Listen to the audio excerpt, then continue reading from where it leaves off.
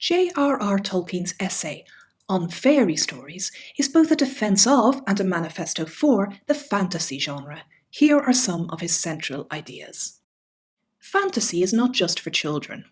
Tolkien rejects the idea that fantasy is a children's genre. The fact that your average adult doesn't actually believe in dragons simply shouldn't matter. For Tolkien, the sort of belief we bring to fictional worlds is entirely different from our real-world beliefs. You don't need to be credulous to take fantastical literary worlds entirely seriously. World building is an art form. Tolkien refers to literary realms as secondary worlds. He's at pains to point out the craft required to produce a believable secondary world, particularly when it doesn't mimic the world we know. The writer makes a secondary world which your mind can enter. Inside it, what he relates is true. It accords with the laws of that world. You therefore believe it while you are inside. The moment disbelief arises, the art has failed. So immersion in a fantasy world doesn't happen because the reader is easily deceived. It's actually something produced by the writer's art.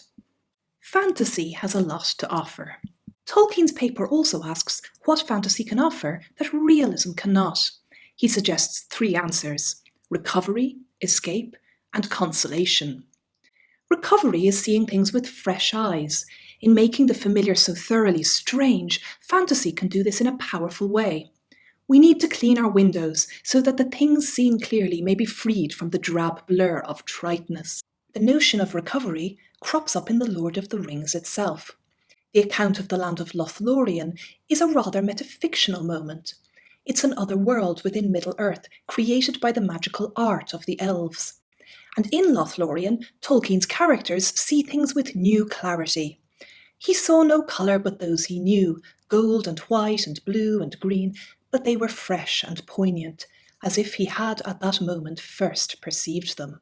Escape again reflects fantasy's capacity to allow the reader to step outside the familiar world. Tolkien roundly rejects the idea that escape is a bad thing. Critics decrying escapism, he says, have chosen the wrong word, and what is more, they are confusing the escape of the prisoner with the flight of the deserter. Finally, consolation. This is the happy ending, made all the more moving because it arrives suddenly, at the very darkest moment in the tale. Tolkien coined a term for this sudden happy turnaround: eucatastrophe, literally a good catastrophe. It is a sudden and miraculous grace, never to be counted on to recur.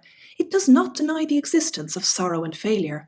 The possibility of these is necessary to the joy of deliverance.